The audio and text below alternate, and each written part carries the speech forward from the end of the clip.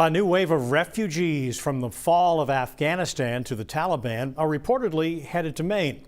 The Lewiston Sun-Journal says somewhere between 50 and 100 of them with their families are due to arrive next week. Maine has been welcoming asylum seekers for decades, and they are coming in increasing numbers. But where will they live? The state needs an estimated 20,000 units to stem a shortage in affordable housing. Tonight, we take an in-depth look at this crisis, beginning with where these new arrivals are being placed, at least for the time being.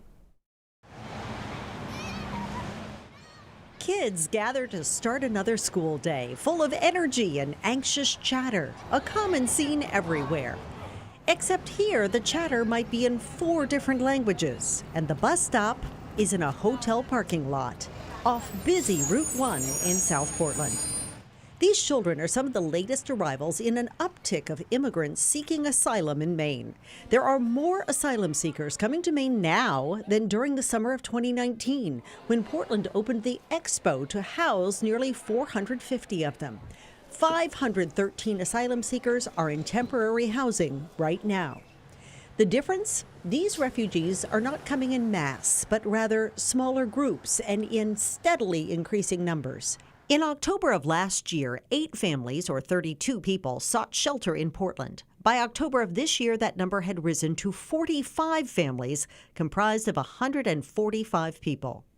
They are not coming to Maine from the same place or through one organization, but all are escaping danger in their homelands. Most are from the Democratic Republic of Congo or Angola, though lately a few Haitians are beginning to arrive. Their journeys are long and difficult. Some have been traveling for years. I was jailed for 8 months and fleeing from jail to Angola. In Angola, I flee from Brazil, and Brazil, I came here with my family, my wife and my daughter, 4 months walking and then get into America. Prince Pombo was part of the wave of immigrants from the Congo that landed at the Expo.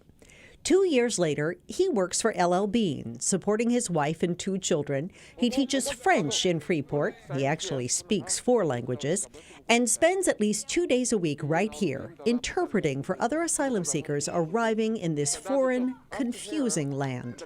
Yeah, it's too hard. It's too really, I know what it looks like to get some place that you're not familiar with the language and the culture, the weather, and the system. Perhaps because they heard about the quality of Portland services or that other African families had settled here, Portland officials say most of them list Portland's Family Shelter as their final destination. But there's a problem. There is no more room. The Family Shelter is full.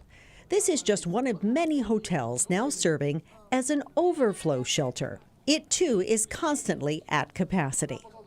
Portland has contracted with 4 hotels in South Portland and others in Portland and Old Orchard Beach to house people waiting to get into shelters, be they immigrants or among a growing number of homeless transients arriving here. Once they get a spot in the shelters, they will eventually be placed in permanent housing. The hotels are paid by general assistance, which right now is being reimbursed for the hotels by FEMA as part of a special COVID program now extended through the end of March.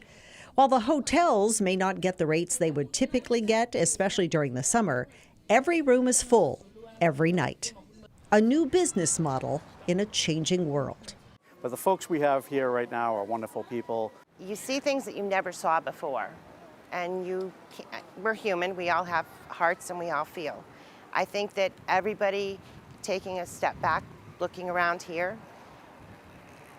everybody's in a situation that's no one's fault, and we just have to get through and make it happen. Michelle Sandman manages the hotel. She never imagined her work in the hospitality industry would include all that she is doing now. We've learned how to speak other languages. Translate. We have our translators. Everybody's got their phone with the iPhone Translate. We have supplied clothing. We've contacted to get clothing, winter clothing, summer clothing, needs for the babies, diapers, bottles. We've basically contacted everybody we can to fill needs of people for what they need. When the expo was open, all the service providers came to one place. Of course, in a pandemic, you can't house everyone together. So asylum seekers are spread out all over the state, and coordinating services has been a real challenge. You know, they come here with nothing. Well, I lied. There's another one. Here, give me that one too then. Sandman, with the help of donations from various agencies and organizations, stocks a constant supply of free snack food in the hotel lobby. But still, she must convince these immigrants who have had so little for so long that the food will still be here tomorrow. But food is hardly the only immediate need. A lot of these immigrants arrive here in Maine in the middle of dead winter in a blizzard with a tank top and flip-flops. When we come back, we're going to take a look at the efforts of dedicated public servants who are rallying to meet those needs and more, and the challenges that cities are facing with the increasing numbers of asylum seekers and homeless people who are looking for shelter in Maine.